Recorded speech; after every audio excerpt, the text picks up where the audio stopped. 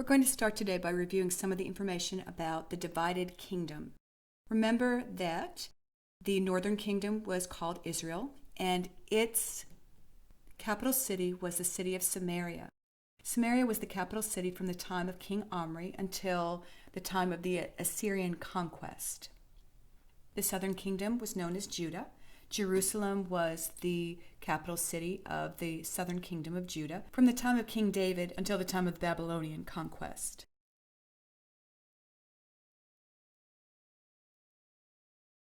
Last week we looked at a chart of the kings of Israel and Judah, and we spent some time talking about the archaeological finds that confirm the biblical narrative. This week we're going to look at two of the kings of Judah the same way, and we are going to focus on Ahaz and Hezekiah. Here we see the remains of a staircase in Jerusalem that archaeologists believe leads to a palace, possibly from the time of King David. In the book of 2 Chronicles, we read that Ahaz was 20 years old when he began to reign, and he reigned 16 years in Jerusalem.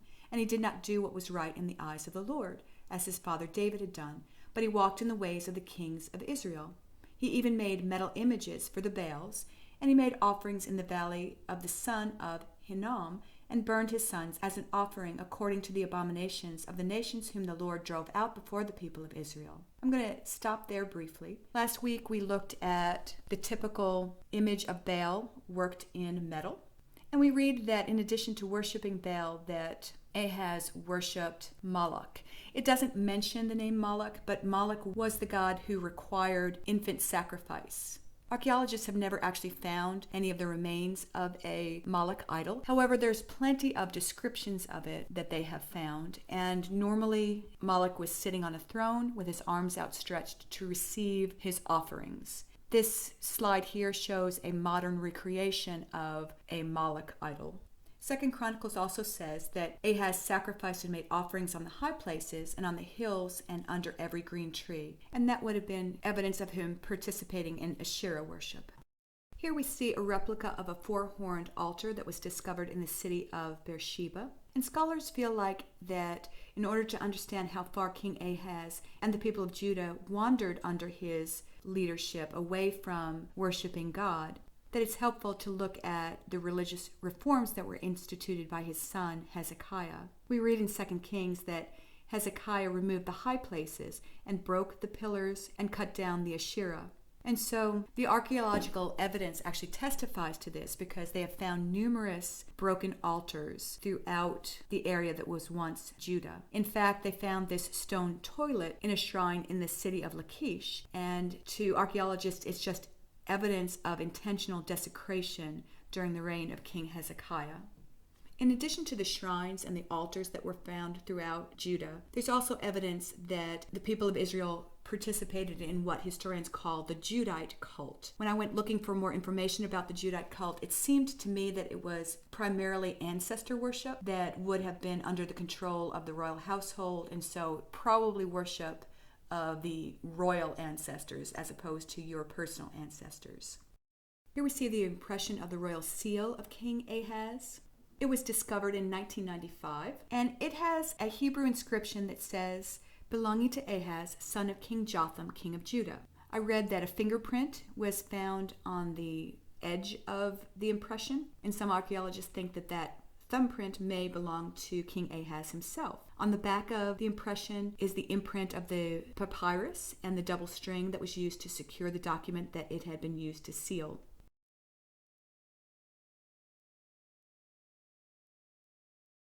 In addition to the imprint of King Ahaz's royal seal, archaeologists have also found an orange Curlian seal that once belonged to one of his royal officials. It was discovered in 1940, and it has the Hebrew inscription that reads, belonging to Ushna, servant of Ahaz. And you can see here how its impression would have looked. Now, early in his reign, Ahaz faced a significant crisis. Rezin, king of Syria, and Pekah, king of Israel, attacked Judah with the goal of removing Ahaz from power. Even though the prophet Isaiah urged Ahaz to trust in the Lord, Ahaz turned to Assyria for help. We read in 2 Kings that Ahaz sent messengers to Tiglath-Pileser, king of Assyria, saying, I am your servant and your son. Come up and rescue me from the hand of the king of Assyria and from the hand of the king of Israel, who are attacking me. Ahaz also took the silver and gold that was found in the house of the Lord and in the treasuries of the king's house, and sent a present to the king of Assyria, and the king of Assyria listened to him. This tribute money has been confirmed in Assyrian records also. When the palace of Tiglath-Pileser was unearthed in 1837, many inscriptions summarizing the king's accomplishments were discovered. And on one tablet, called the Annals of Tiglath-Pileser III, there's a list of the groups of kings of Syria and Palestine who paid him tribute in gold and silver and tin and in multicolored garments and in linen garments and in red wool and all sorts of costly things. And among the list is the name of Ahaz, the Judahite. Next, we'll move on to King Hezekiah. Here is another picture of that palace that's being excavated in Jerusalem. And we read in 2 Chronicles chapter 29 that Hezekiah began to reign when he was 25 years old, and he reigned 29 years in Jerusalem. His mother's name was Abijah, the daughter of Zechariah, and he did what was right in the eyes of the Lord, according to all that David his father had done. Here we see a slide of the impression of King Hezekiah's seal. In Hebrew, there's the inscription that says, belonging to Hezekiah, son of Ahaz, king of Judah.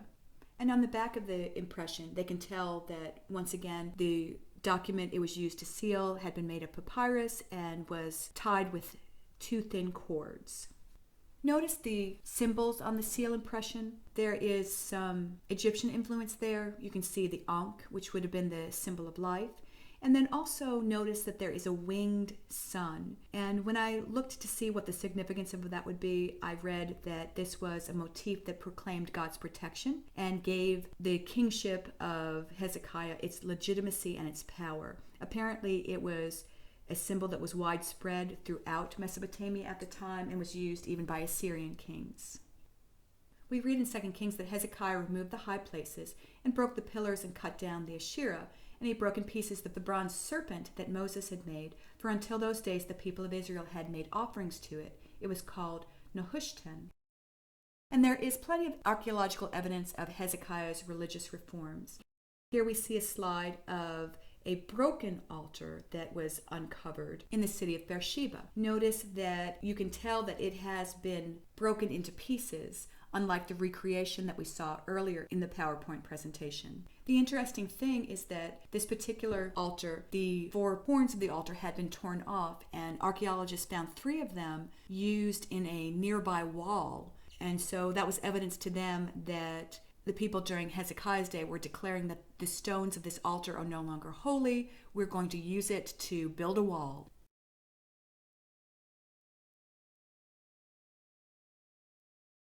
Historians feel like the most defining moment of Hezekiah's life occurred when Sennacherib, king of Assyria, came to attack Jerusalem. Hezekiah received word prior to the impending invasion, and that gave him enough time to improve the city's fortifications and to build a tunnel to bring water into the city. We read in 2 Chronicles chapter 32 that when Hezekiah saw Sennacherib had come and that he intended to make war on Jerusalem, he consulted with his officials and military staff about blocking off the water from the springs outside the city, and they helped him. A large force of men assembled, and they blocked all the springs and the stream that flowed through the land. Why should the king of Assyria come and find plenty of water, they said. It was Hezekiah who blocked the upper outlet of the Gihon spring and channeled the water down to the west side of the city of David. And in 2 Kings chapter 20 we read, as for the other events of Hezekiah's reign, all of his achievements, and how he made the pool and the tunnel by which he brought water into the city, are they not written in the book of the annals of the king of Judah? And so here we see a slide of what archaeologists call the Siloam Tunnel, or Hezekiah's Tunnel. It was discovered in 1838, and it is an ancient aqueduct dating from the time of King Hezekiah. Several years later, they found an inscription stone that gave more information about how the tunnel had been built. And part of it reads, and this was the way in which it was cut. Each man moved toward his fellow, and while there were still 3 cubits to be cut through, we heard the voice of a man calling to his fellow. So what they're saying there is that they were cutting it from both sides. They were using axes cutting through the stone, and they were working in teams, each man working on either side of this rock wall and they were cutting through it with axes. And then when they were about 3 cubits apart, they could hear each other. And it goes on to say that there was an overlap in the rock. And when the tunnel was driven through, the quarrymen hewed the rock, each man toward his fellow, axe against axe, and then the water flowed from the spring toward the reservoir for 1,200 cubits. And the height of the rock above the heads of the quarrymen was 100 cubits. Archaeologists have also unearthed further evidence of Hezekiah's preparation for war. You see here a slide of what they call the Broad Wall. It was about 7 meters thick, and it was obviously a defensive fortification on the western side of Jerusalem. We read in 2 Kings chapter 18 that in the 14th year of King Hezekiah, Sennacherib, king of Assyria, came up against the fortified cities of Judah and took them. And this is backed up by an artifact that we call the Annals of Sennacherib, king of Assyria.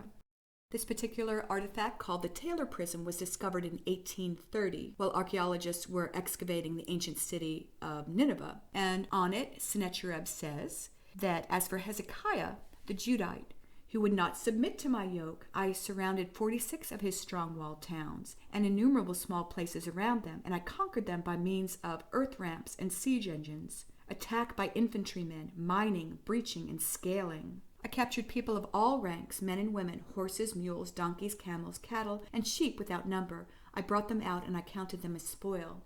He himself I shut up in Jerusalem, his royal city, like a bird in a cage. I put watch posts around him, and I made it impossible for anyone to go out of his city. It's interesting to note that Sennacherib doesn't boast about destroying the city of Jerusalem, but merely about shutting Hezekiah up in his royal city like a bird in a cage. And this is actually consistent with what the Bible says. Turning from the kingdom of Judah, we're going to review some information about Minoan civilization on the island of Crete. And you can see here a map of the island of Crete. And of course, Crete is one of the largest islands in the Mediterranean Sea. To the north of Crete is a smaller area of water that the locals call the Cretan Sea, and to the south is the Libyan Sea. We're going to overlay that map with the map that we had in our homework last week. And remember that the triangles represent sacred caves that archaeologists have discovered. The circles represent palaces that they have discovered and have spent time excavating. And the pentagons there are symbols for the mountain sanctuaries that they have discovered. Notice how the map underneath shows that Crete is actually a very hilly, mountainous island. Remember that the city of Knossos is the city that historians think probably was the main city of Minoan civilization.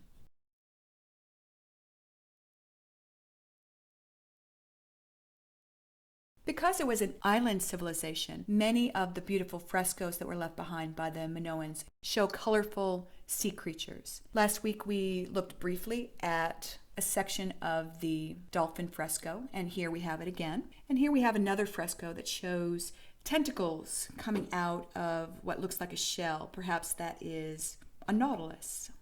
Here we see a fresco that is depicting the boats that the Minoans would have built, and they look really nice and very decorative and very colorful. Notice also the dolphins in the water surrounding the boats. Here's a more intimate fresco depicting a coastal city. Once again, we have the boats. And I think it's interesting that up in the hills, you see the kind of wildlife that would have been on the island at the time. The Minoans didn't just decorate their frescoes with images from the sea. They also decorated their pottery with it. And here we see two very colorful, very beautiful depictions of dolphins. On this vase, we see a depiction of what looks like probably a squid and an octopus, and probably a nautilus on this one. And finally, another depiction of an octopus. Last week, we saw a slide of the remains of the palace at Knossos, and here is another angle of that palace. I thought we would look at some of the frescoes that are in the remains of that palace. And so here we see some frescoes of servants. And a little bit closer, we can see the kind of clothes that the young men are wearing, the way that they are wearing their hair, the kinds of pottery that they are holding, and even their jewelry. Archaeologists agree that this is probably a depiction of a young prince. And here is an up-close view of a fresco that showed partridges. And notice the damage that has been done to the fresco. It's very ancient. But also notice, even though there is a lot of damage, that you can still see the beautiful color of the fresco and the artistic detail.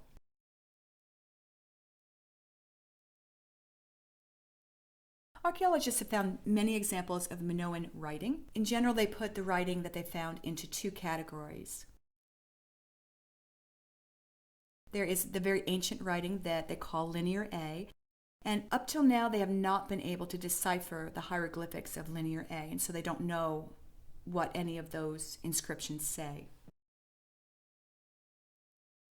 The second kind is labeled Linear B, and they have been able to decipher it. Remember from last week that during the time period historians call the Bronze Age, two civilizations developed in Greece, the Minoans on the island of Crete and the Myceneans on the mainland. This past week we read about the Minoans on the island of Crete, and this next week we're going to be reading about the Myceneans on the mainland. Excavations on the mainland at Mycenean cities reveal a society that was dominated by a warrior culture. Rather than delicate palaces, the Myceneans built massive fortifications, swords, daggers, drinking vessels, and signet rings showing warriors in battle or hunting lions suggest to historians that the Myceneans valued male bravery and military skill.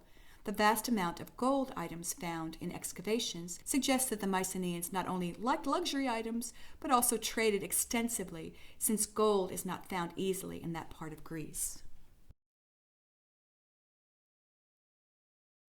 And so we're going to take some time to fill in this map of the area together. Just like last week, we have a map key that I would like you to fill in for palace fortresses and for cities. And we'll go ahead and get the names of the cities marked in together. To the north is Iolcus, and south of Iolcus is Orchomenos, Thebes, Athens, Mycenae, Tiryns, and then to the south is Pylos. Now, your worksheet also asks you to label the Ionian and the Aegean seas on the map, and so we'll go ahead and get those in there. And one thing that I would like to add is if you could go ahead and label the island of Crete.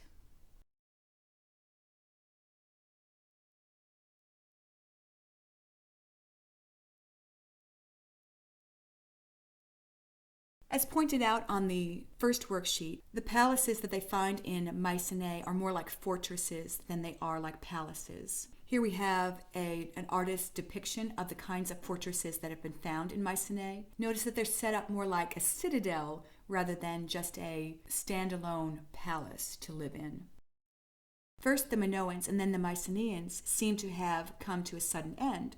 With no written records, historians are free to speculate what happened to each civilization. The most popular theory for the decline of the Minoan civilization is that they were invaded and overwhelmed by the Mycenaeans, and there is some archaeological evidence to support this. There's also some mythological evidence to support this. The story of Theseus and the Minotaur is interpreted by some historians as a distant memory of a conflict between Crete and the mainland. When I was doing further research, I discovered that there are some historians that think that Minoan civilization came to an end after the massive volcanic eruption on the island of Thera that was near Crete. It occurred in 1646 BC, and it was such a catastrophic eruption that the entire island of Thera was destroyed. It caused earthquakes throughout the Mediterranean and even tsunamis. And so there is archaeological evidence that many of the coastal cities were wiped out by tsunamis. And so some archaeologists theorize that they weren't able to protect themselves afterwards, that their coastal cities were destroyed, their navy was destroyed, and that left them vulnerable to invasion perhaps by the Mycenaeans.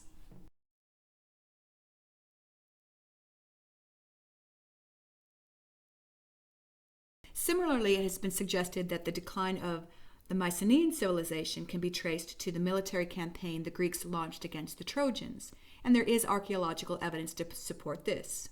Extensive research has been conducted at Troy, and the destruction there at one of the levels is consistent with what would be expected if the city was destroyed after being under siege. It's been suggested that if the myth has a kernel of truth, perhaps the campaign left the Mycenean homeland weakened. Few of the princes returned safely to their kingdoms and left them open to either invasion or revolt. And then your worksheet asks you to match each Mycenean prince to his description, and we're just going to go ahead and do that together today. We're going to start with Achilles. Achilles was the son of Peleus and Thetis, and he was considered to be the most powerful warrior. He died in battle. Agamemnon was the king of Mycenae, and he was the leader of the Achaean army. Now, Achaea was a region within ancient Greece. According to legend, Agamemnon was killed when he returned home. Ajax was remembered as a man of extraordinary size and strength. He was the second mightiest Achaean warrior after Achilles, and according to legend, he ended up killing himself. Castor and Pollux were Queen Helen's twin brothers, and they died during the battle. Diomedes was remembered as the youngest of the princes, and he was prevented from returning to his kingdom, and so he settled in Italy. Idomeneus was the king of Crete and a respected commander, and according to legend, he was driven out of Crete once he made it home. Menelaus was the king of Sparta and the younger brother of Agamemnon, and of course the husband of Queen Helen, and according to legend, he was able to return home. Nestor was the king of Pylos, and he was the oldest Achaean commander, and according to legend, he returned home. Odysseus was considered the cleverest of the princes, and after many troubles, he eventually returned home. Patroclus was Achilles' friend, companion, and advisor, and he was also a powerful warrior in his own right, and according to the legend, he died in battle. And finally, Phoenix was a kindly old warrior who had helped raise Achilles, and he died, according to legend, on his way back from Troy. And so your worksheet asks, according to the poet Homer, how many of the Greek heroes actually made it home? And you can see that 1, 2, 3, 4, 5 of them made it home, and one was killed as soon as he arrived, and another was banished as soon as he arrived.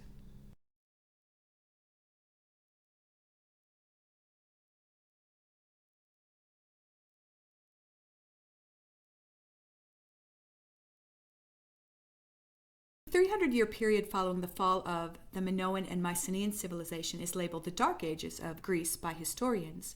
During this time, society was no longer organized around the central palace or the fortress, but around the households of powerful chieftains or clan leaders. By the end of the Dark Ages, these households had expanded into cities and eventually into city-states. Historians find it interesting that the Greeks showed no interest in founding a Greek nation. While the Greek city-states worshipped the same gods and goddesses, spoke the same language, used the same writing systems, and shared a sense of what it meant to be Greek, the Greek city-states fiercely maintained their self-rule and their separateness. One thing that gave the Greeks a shared sense of cultural identity was their shared legendary and historic past. The rise of epic poetry occurred during the Greek Dark Ages. And an epic or heroic poem is poetry that celebrates the deeds of a hero. And in general, it has 8 characteristics. And so we'll go over those together. First, epic poetry begins in the middle of the story. Think about the Iliad and how it doesn't begin at the beginning of the Trojan War. Instead, it picks up when King Agamemnon and Achilles have an argument, and Achilles storms off and refuses to continue fighting against Troy. In fact, the Iliad picks up at the very end of the story, right in the middle of the action. Characteristic number 2, the setting of epic poems is huge. In fact, it's vast, and it can cover many nations, it could cover the whole entire world, and in the case of an epic poem about one of the gods or goddesses, it may cover the entire universe. Third characteristic is that it usually begins with an invocation to one of the muses. The muses were the 9 goddess daughters of Zeus, and they were said to preside over the arts and the sciences. Their names were Calliope, Euterpe, Melpomene, Erato, Urania, Clio, Thalia, Terpsichore, and Polyhymna. Epic poets believed that the muses gave them inspiration to be able to sing and to be able to tell a story in the right way.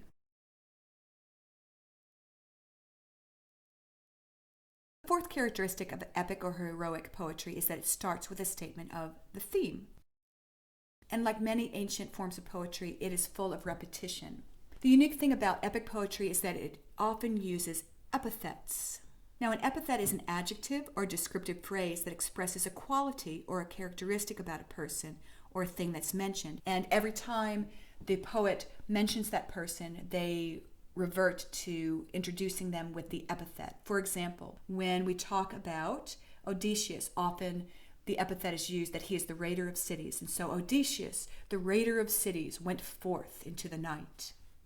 Achilles was described as being fleet-footed. We often read of earth-shaking Poseidon, keeping in mind that Poseidon was credited with causing earthquakes. Gray-eyed Athena was often referred to, and Zeus was the lord of the clouds. We often read about rosy-fingered dawn and the wine-dark sea.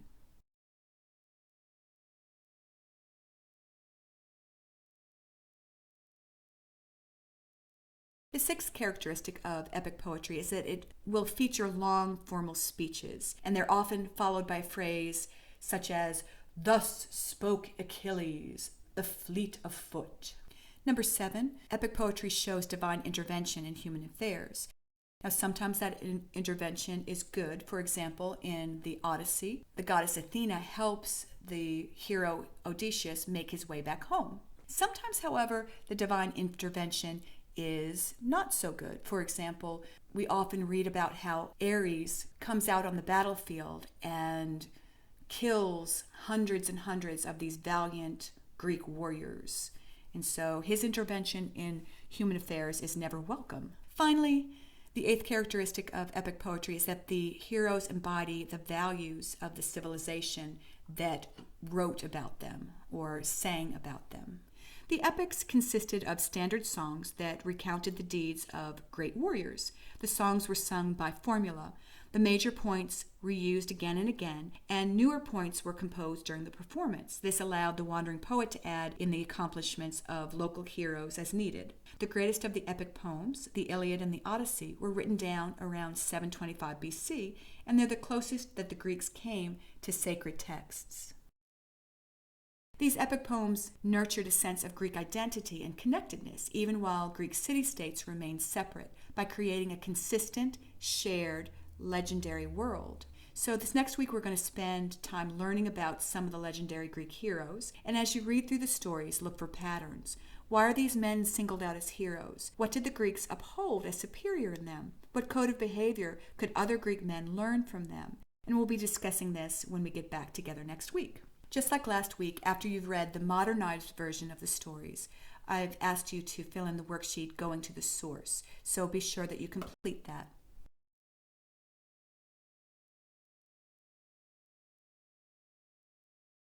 Before we finish up for today, I'd like to go over the answers to the going to the source worksheet from last week. Last week you read about Cadmus, Perseus, and Hercules, and so we have some excerpts from Ovid that are examples of stories about these three heroes. And then also I was able to find some examples of Greek art that portrayed each of these heroes. And so in the first excerpt we read, "While the conqueror stares at the vast bulk of his conquered enemies, suddenly a voice is heard. It's not easy to imagine where it comes from, but it is heard. Why gaze at the serpent you have killed? Then behold, Athena, the hero's guardian, approaches, sinking down through the upper air, and orders him to turn the earth and sow the dragon's teeth, destined to generate a people. He obeys, and opening the furrows with a slice of his plow, sows the teeth in the ground as human seed, and then almost beyond belief, the cultivated earth begins to move, and first appears points among the furrows, next helmets nodding their pointed crests. Then chests and shoulders spring up, and arms weighed down with spears." And so we know that the hero that sowed the dragon's teeth would be Cadmus. Now the first artwork we see there shows a hero attacking some kind of monster, and he's holding a shield with a very ugly face on it. And so we know that Perseus is the one who, when he defeated Medusa, her image was imprinted on the shield that he held. And so that is a depiction of Perseus. The next excerpt from Ovid says, "He was preparing to sacrifice to Zeus when talkative Rumor, who loves to add lies to fact and expands from the tiniest truth by her falsehoods, brought her, that is the hero's wife, a tale ahead to her ears. Rumor claimed that the hero was filled with passion for another, and the loving wife believed it, and terrified at first by the rumor of this new affair, she indulged in tears, and the poor girl vented her misery in weeping. But soon she says, "Why do I weep? That adulteress will laugh at my tears. Since she's coming here, I must plan quickly while I can, while another has not yet taken my place." And so her thoughts traced various courses, and of all of them, she preferred that of sending the shirt soaked in Nessus's blood to restore her husband's waning love. The hero took it without a thought, and he put the shirt on, soaked in the poisoned blood. He was making offerings of incense and reciting prayers over the first flames, and pouring a libation bowl of wine onto the marble altar. And then the power of the venom, warmed and released by flames, dissolved, dispersing wildly through the limbs of Hercules. That one is about Hercules. We can stop there. The next artwork appears to show a hero attacking a large serpent or dragon, and behind him stands the goddess Athena, and that would be a depiction of Cadmus.